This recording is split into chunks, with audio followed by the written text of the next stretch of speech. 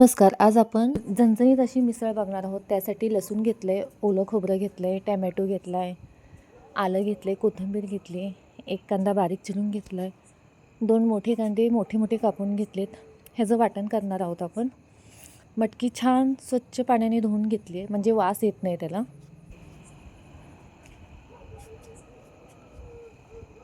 4 चमचे तेल घेतले, त्यात जिरं मोहरी टाकले.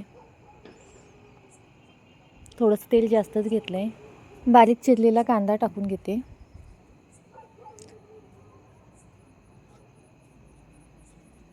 ही मिसळ मी 10 जणांसाठी बनवते, म्हणून साहित्य थोडं जास्त घेतलं आहे. कांदा व्यवस्थित परतून घेऊया.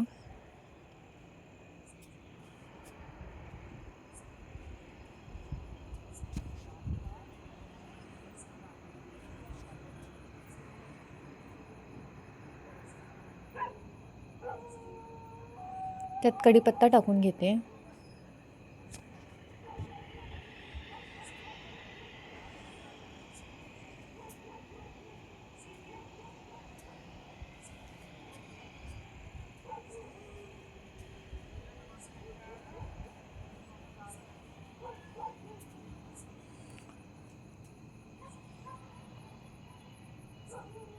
कांदा व्यवस्थित परतून घेऊया.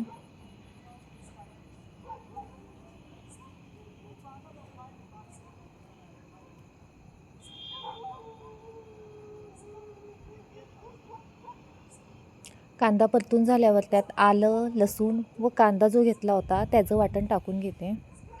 हे आधी सुरुवातीला आपण व्यवस्थित परतून घ्यायचं आहे.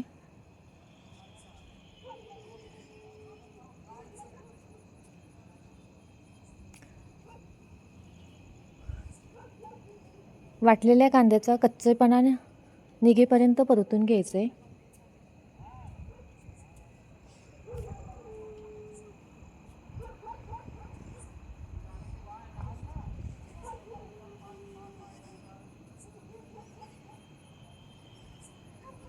सर्व मसाला आपला बारीक गॅसवर व्यवस्थित परतून घ्यायचा आहे.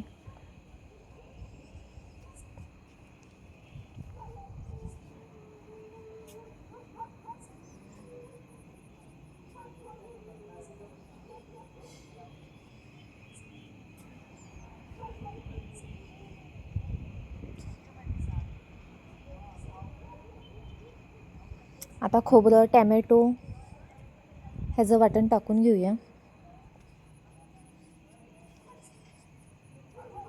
असं केल्यामुळे कांदा व्यवस्थित परतला जातो, कांद्याचा कच्चेपणा राहत नाही.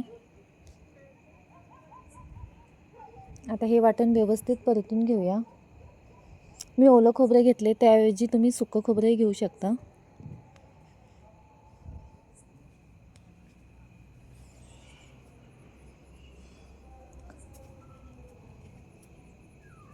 एक चमचा हळद टाकून घेऊया.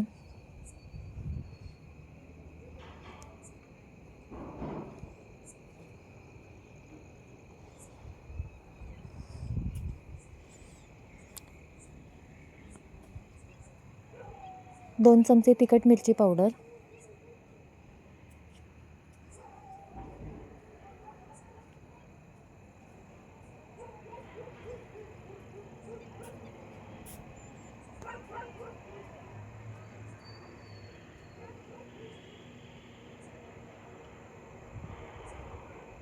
2 चमचे लाल मिरची पावडर टाकली आहे, त्यामुळे आपल्या भाजीला कलर खूप छान येईल.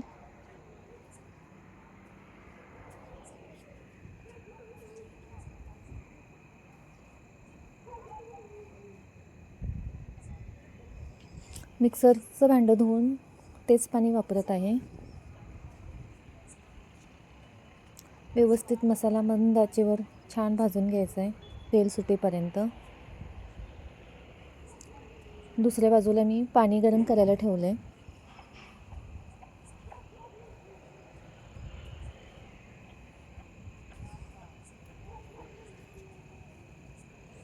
थोडीशी कोथिंबीर मसाल्यातच भाजून घेणार आहे, यामुळे भाजीला टेस्ट छान येते.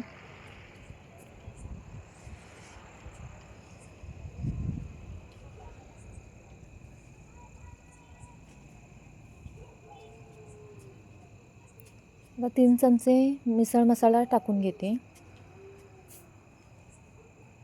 हा मी घरीच बनवला आहे.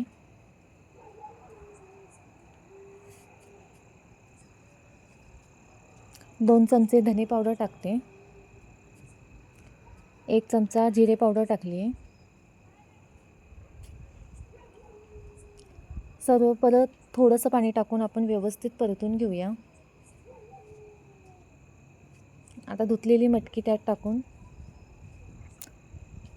5 मिनटं व्यवस्थित परतून घेणार आहे मसाल्यात, म्हणजे मटकीला चव छान लागते.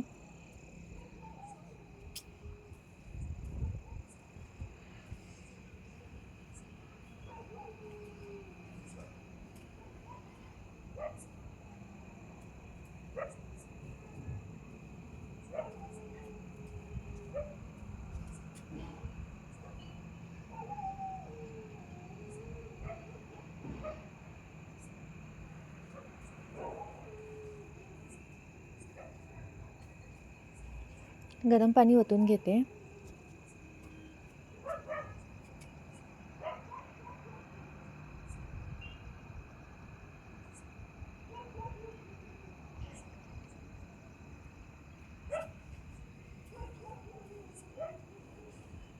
रस्सा थोडा पातळच ठेवणार आहे. चवीनुसार मीठ टाकून घेते. या पद्धतीने एकदा मिसळ करून बघा, खूप छान लागते.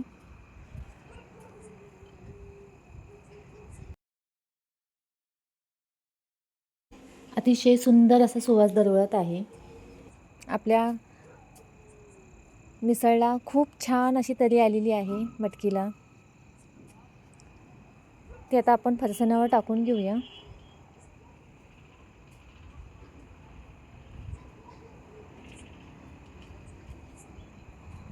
तुम्हाला ही मिसळची रेसिपी कशी वाटली ते कमेंट करून नक्की सांगा. चॅनलला अजून सबस्क्राईब केलं नसेल तर सबस्क्राईब नक्की करा.